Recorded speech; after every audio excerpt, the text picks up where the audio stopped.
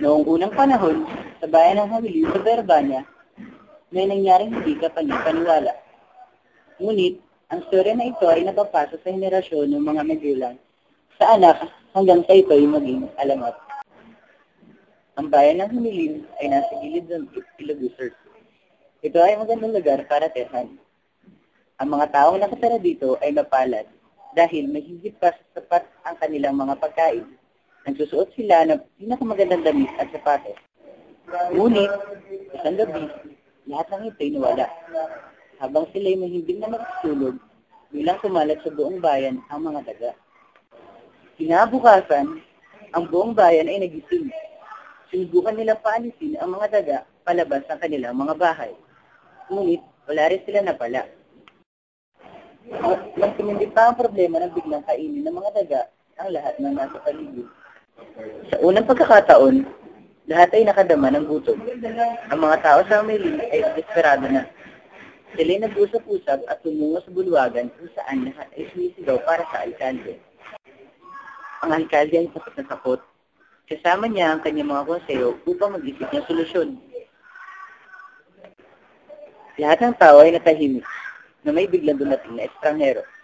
Kumatok siya sa pintuan ng alkalde at pumasok. Suot niya ang isang mahabang kapa na kulay pula at dilaw. Siya ay isang matangkad at payat na may kulay asul na mata.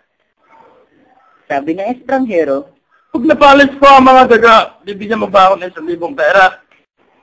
Ang alkalde ay natuwa at sinabing, "Bibigyan kita, hindi lamang 1,000, kundi 10,000 pa."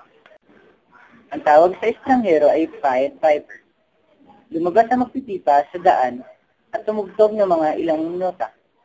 Sinundan siya ng mga daga at tinungo niya sa Ilocos Sur at nalunod.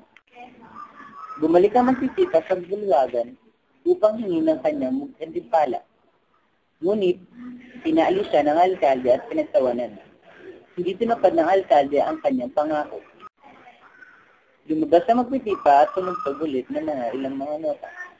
Lahat ng tao ay napailalim sa isang mahikan na hindi sila makagalaw. Sinundan ng mga bata si Pied Piper. Tumungo sila palabas ng bayan. Walang magawa ang kanilang mga magulang. Tinungo ni Pied Piper ang mga bata sa isang bundok. Nang sila'y makarating sa bundok, biglang bumukas sa pinto. Pumasok ang lahat ng mga bata. Ngunit, mayroong isang batang naiwan. Siya'y isang lumpo. Hinanap-hanap ng alkalde ang mga bata at si Pied Piper. Ngunit, nawala na sila ng tuluyan. Ang sabi sa alamat ay nagpunta sila sa mas magandang lugar, kung saan tinutupad ng mga tao ang kanilang mga pangako.